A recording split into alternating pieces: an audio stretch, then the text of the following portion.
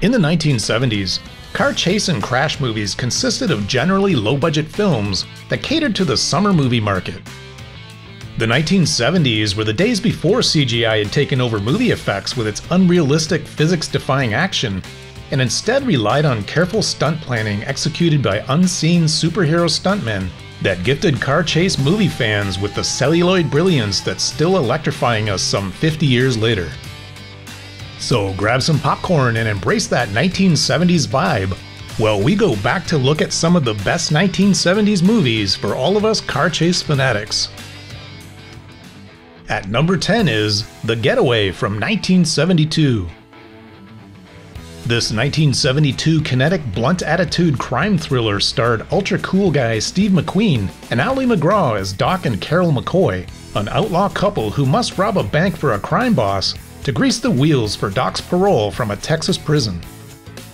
There are some great damage-causing car stunt scenes that depict a 1963 Ford Galaxy sedan at its oversteered best, as it inflicts automotive fury upon the town the couple attempt to escape from.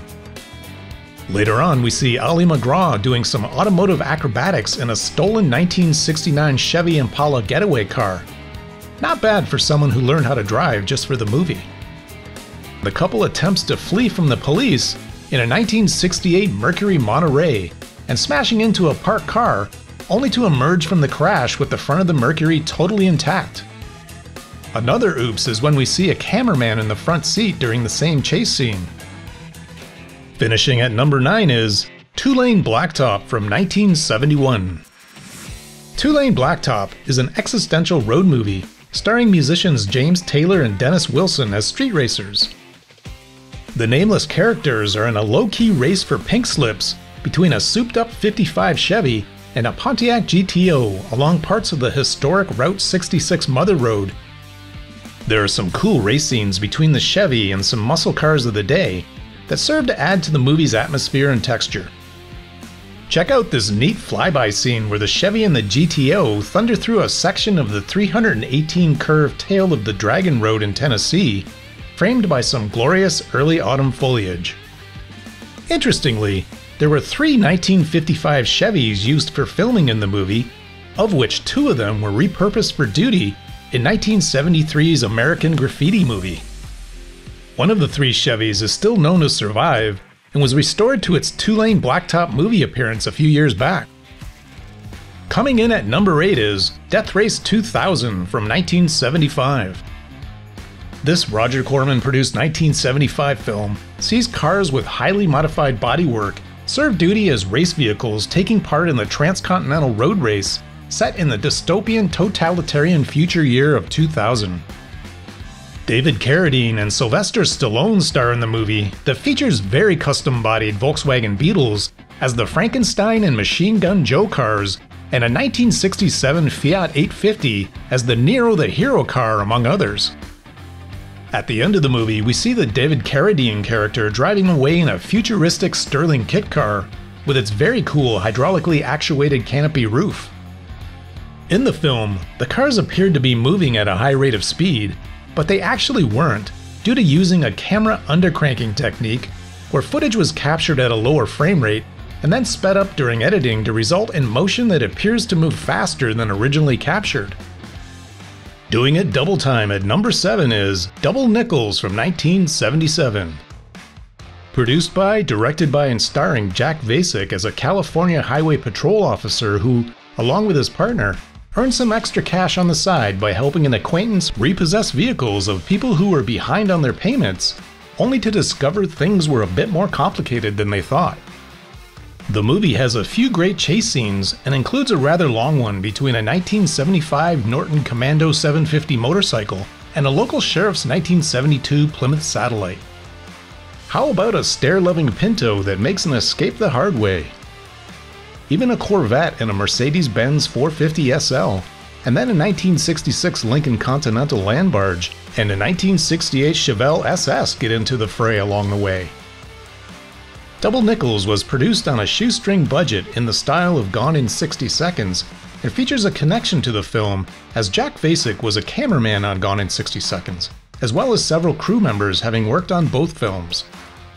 No DNF here at number 5 is Fear is the Key from 1972. In this film featuring Barry Newman, who would later star in Vanishing Point, there are oodles of intrigue and suspense where things don't seem quite as they appear as a stranger shows up in a small town in Louisiana and sets out to solve a mystery that's very personal to him. Barry's character, John Talbot, is making a break for it with his hostage in a 1972 Ford Gran Torino and attempts to outrun his pursuers for about 14 minutes of film time. Of course, there's a showpiece car stunt with the Gran Torino jumping from a boat dock onto a departing car ferry that would be recycled a couple years later in the movie White Lightning starring Burt Reynolds. No worries for the Torino though, as it appears only slightly bent from the ordeal, and in later scenes the car becomes unbent, proving definitively that cars can indeed heal themselves.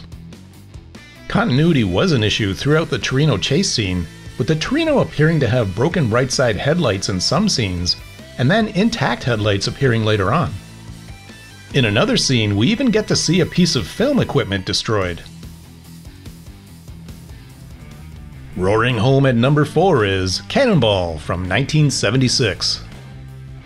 Originally to be titled Carquake, this Roger Corman-produced comedy film starring David Carradine once again was the first of many that followed, inspired by an actual illegal cross-country car race called the Baker's Sea to Shining Sea Memorial Trophy Dash, introduced by Car and Driver magazine editor and famous car guy, Brock Yates. The race involves a cast of characters and their cars embarking on a cross-country race from Santa Monica to New York for a $100,000 first-place cash prize. The race is the chase, with the participants each vying to win with the cops in hot pursuit. We see neat vehicle stunt action involving some cool cars of the time, including a 1970 Trans Am, a 1973 Di Tommaso Pantera, a 1968 Dodge Charger, a 76 Corvette, a 69 Ford Mustang, a 69 Lincoln Continental Mark III getting some air, and this 1968 Chevrolet Sport Van. There's destruction, havoc, and flaming flying wreckage galore along the way, with a free-for-all demolition derby style crash fest near the end of the film that's pure 1970s car smash magic. Bringing it home at number 3 is Grand Theft Auto from 1977. Yes indeed, they did destroy a lot of cars in this movie. 1977's Grand Theft Auto was produced again by Roger Corman and starred Ron Howard, who also directed the movie in his feature directorial debut.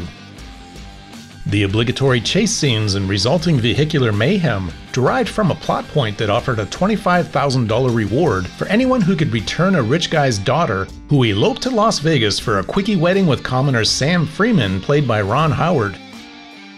The movie lived up to its promotional promise of seeing the greatest cars in the world destroyed, with Rolls-Royces, Porsches, Lincolns, and Cadillacs meeting their crash-tacular demise for all the world to rubberneck at.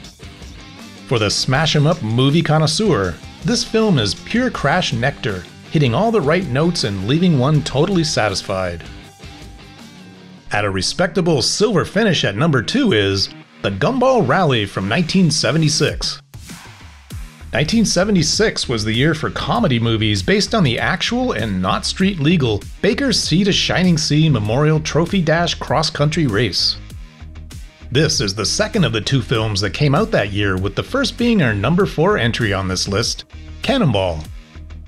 There are righteous rides aplenty in this car spotter's dream movie, with action provided by a 1972 Camaro, a 1972 Ferrari 365 GTS4, a 69 Porsche 911 Targa, a 69 Rolls-Royce Silver Shadow 1, a 1966 Shelby Cobra 427, a 1971 Chevy Van Flambe, this glorious 1957 Mercedes-Benz 300 SL Roadster, and a 1968 Chevrolet Corvette that never makes it out of New York City. Early in the movie, we're treated to these superb flyby shots of the racers thundering through the empty streets of Manhattan. The film stars Michael Sarrazin, with Gary Busey serving duty as one of the Camaro's drivers, and race queen Linda Vaughn showing up at the end as a pleasant distraction. Taking the checkered at number 1 is Mad Max from 1979. Winning it all is Mad Max, the gritty, brutal punk gothic revenge thriller from 1979. Starring fresh-faced Mel Gibson as the protagonist, Max Rockatansky, a Maine police force officer who pursues a marauding motorcycle gang and sets out to extract vengeful payment for their heinous crimes. The Australian-made film includes many vehicles that were on the roads of the Down Under country at the time, including this 1966 Mazda Bongo van that goes for a spin after contact with an MFP cruiser. The cruisers themselves are 1972 and 1974 Australian market Ford Falcons painted in the MFP livery that get crashed, smashed, and destroyed during run-ins with the outlaw gang members. Of course, the highway star in this movie is Max's V8 Supercharged Pursuit Special, a modified 1973 Ford Falcon XB GT 351 coupe with a supercharged nitrous oxide inhaling 600 horsepower engine and custom bodywork. In actuality, the car was powered by a Ford 351 cubic inch Cleveland V8, atop which sat a non-functional Wian supercharger that was powered by a starter motor and didn't actually induct air into the engine as it was mounted atop the engine's air cleaner. That's it for now.